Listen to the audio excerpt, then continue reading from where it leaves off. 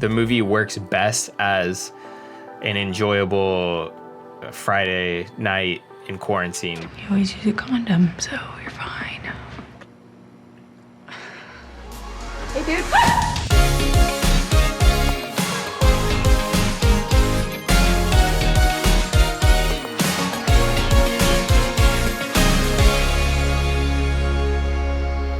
Drive-by movies, you're watching Fresh releases. My name is Blaze. And I'm James. And this week we're talking Unpregnant. Grab on! Hold tight! Grab on me!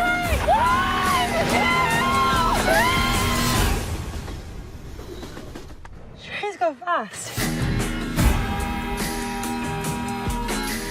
Unpregnant is the new exclusive to HBO Max. It's about a 17-year-old who accidentally gets pregnant and it threatens her future career and Ivy League school acceptance. What will she do? Well, that's what Unpregnant is about. Cool that HBO Max is starting to get a little bit more. American Pickle, we just reviewed a couple months ago, or actually that was a month ago. And then of course they have like multiple new shows that keep getting added almost like every like other week it seems like. But Unpregnant is something that is something I'd like to see more at HBO Max, whether or not it worked for me or not. I mean, I'll get into, but first let's hear what Blaze thought.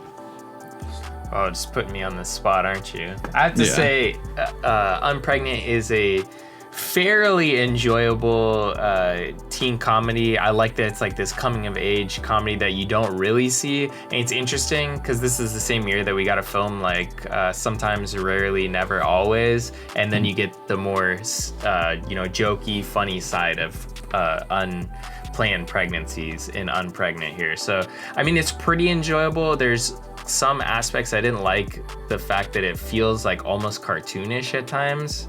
But other than that, I think like it's an enjoyable movie. There's not really much to really hate here, I felt like.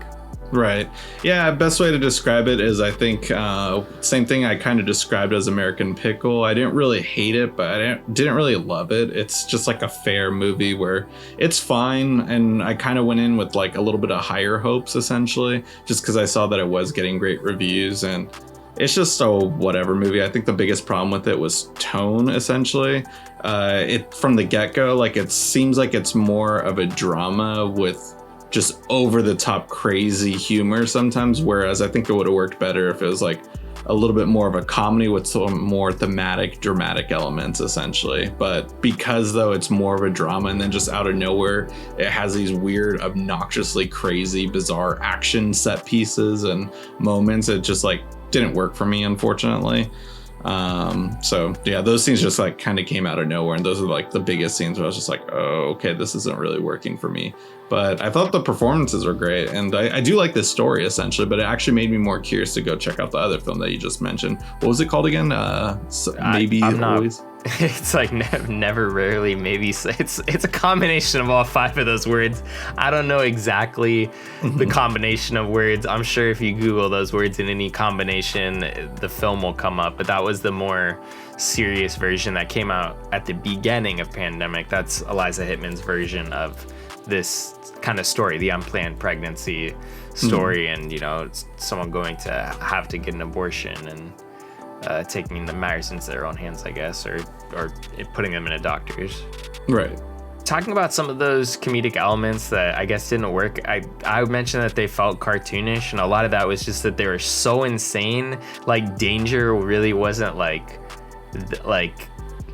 an option, I guess. I don't know. It just felt like I was watching a cartoon or like an episode of Looney Tunes or something at times. Like, especially when they're like in a car chase with some crazy Mormon guy. It was like, I understand why it was there, but it wasn't like, it didn't make it more funny that it was like cartoonish. I don't know. It just felt, like you said, it felt tonally unbalanced. I wish that like, kind of like you were saying, that if they took a more dramatic approach, like it almost seemed to pop a pin in a lot of the serious elements that this movie was trying to tackle. I really did love a lot of the scenes with the boyfriend. Like, I thought that was my favorite part, was just the fact that she's like becoming this strong, independent woman coming of age, and like he is like, I'm gonna support you anyway, and she's like, but I don't even want to, like, that's not what I'm looking for. I'm not looking for you to, you know, pat me on the back and hold my hand through this whole thing. I'm, you know, powerful enough to do this myself. Like, I don't really need your help. And like, he just got, like, I don't know, he was just so stupid. And just some of the lines he had were like, that was like the comedy that I wanted, where he was like, you know what, I'm getting a jet ski for graduation, you're not even gonna be able to ride it. Like, just stupid stuff like that. I felt like that was more funny than the kind of insane hijinks that, you know, they have on this road trip. I thought the whole road trip element was really cool, and there's some fun moments, like when they go to that county fair, like the two girls in the fun house, like it's a pretty romantic scene, a lot of fun. And I thought even there was like, no chemistry with that scene, actually. It kind of just came out of nowhere. Like, it was like a good pivotal moment in developing the character for Bailey, but essentially I just thought it felt out of place, essentially. Like, I thought that was... Yeah, it's 100% rush. Yeah. like it definitely feels like they just kind of, it almost feels shoehorned. I just thought, it felt like it was filmed cool, like it was in a fun house. Oh, okay. I guess give that to you. I guess that's the only thing, but I mean, the more that you mention it, yeah, it does feel a little shoehorned. It feels like there's no really development for a character, and you kind of realize that, you know, maybe she's not who you thought she was from the beginning of the film, or your preconceived notion of her character is a little bit different. You know, she seems like she's, you know, appreciating her, you know, liberation essentially, like, and they are interesting characters. I just felt like this movie did a lot of things that I didn't like from other films and other coming of age movies. Like, one example I'm going to think of is I think it's Kings of Summer.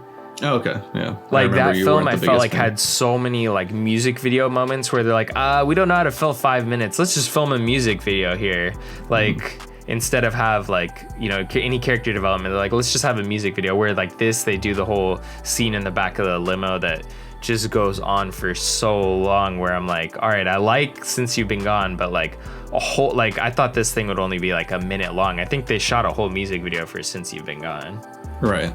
I know. So, I was like hoping that we'd maybe get the Day to Remember version of it at some point, just because I was like, do we have to hear the same song twice? Like, can we hear a different cover version or something?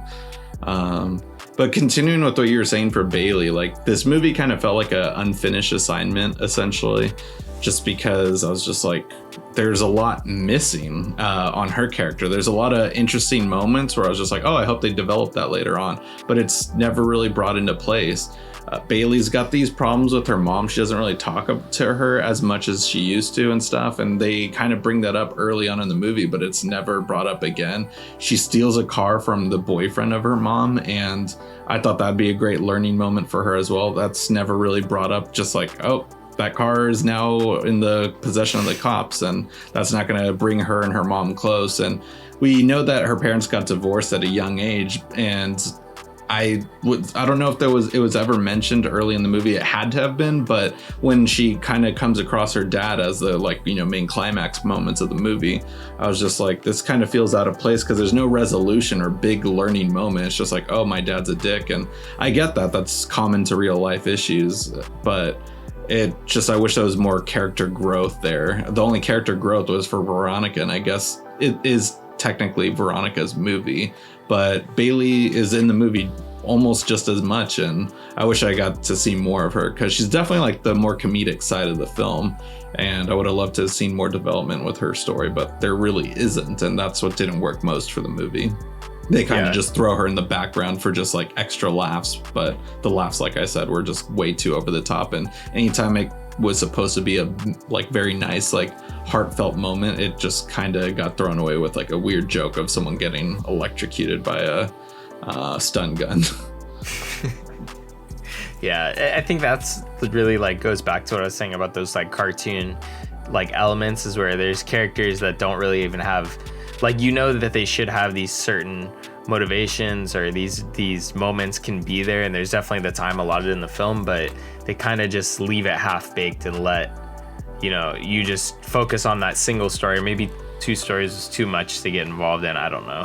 But like, it just seems like, there's definitely a lot of missed opportunities, I think, when it comes to the movie. I think the movie works best as an enjoyable Friday night in quarantine, but outside of that, like, it almost feels like if there, you know, people were still going out to movies and everything, this would have just been dumped on HBO Max. Right. I think I was more just hoping for a movie that felt like HBO Max acquired, but it really does feel like, oh, it's meant for streaming. Like, this is a movie that like was made with the intention of only going to go directly to streaming. Not that many people are going to view it, so it has that low budget feel. But I mean, nothing against low budget movies. Those are some of my favorite movies, but just it really felt like it was just meant to go straight to streaming instead of going to theaters, and got acquired by HBO just in the sad Corona time that we're living in with very few movies coming out. Yeah, most definitely. And I mean, I would still feel like if people, I mean, I think people are going to be always talking up HBO Max this. Wait, you have Netflix? Are you kidding me? Netflix doesn't have everything for me. HBO Max does. Check out some of the originals on there. We've talked about American Pickle. We've now talked about Unpregnant. It's definitely worth, you know, watching those films that are exclusive to HBO Max, or some of the TV shows that aren't even on, you know, the HBO service. They're just on HBO Max. Go check those out. If you're going to tout the service, tout the things that they have to offer. So, I mean, if you have it, I say go check out the movie. I didn't think it's the worst thing ever, but I think you really kind of looked at a lot of the elements that it was missing, and this could have been really a full-fledged, more interesting coming-of-age story than really what was to offer. This zany kind of comedy that almost feels cartoonish at sometimes. Yeah. Honestly, I wish I could recommend it. Those are really just my final thoughts. It's not a movie I hated by any means. It's just not a movie that I feel like is, if it is a movie that will brighten your day and become one of your favorite films, I could see that working for some people, but just for me, it didn't. And that's why I'm not recommending it. But casually watching it would have been fine. But because I was excited to review it and check it out, could do the high praise it's been getting, I'm relatively disappointed. And yeah, therefore, I'm just not really recommending it. That's understandable. Anyways, guys, we always appreciate the support, and the best way to support the show is by smashing that like button and leaving a comment below, letting us know what you thought of Unpregnant. Yeah, and if you haven't done that, if you haven't already, please subscribe and hit that notification bell to get all our latest updates. And we're also new to Instagram. Our link is just right down below. Be sure to click that and follow us on there. Tune in next week for our brand new, fresh releases.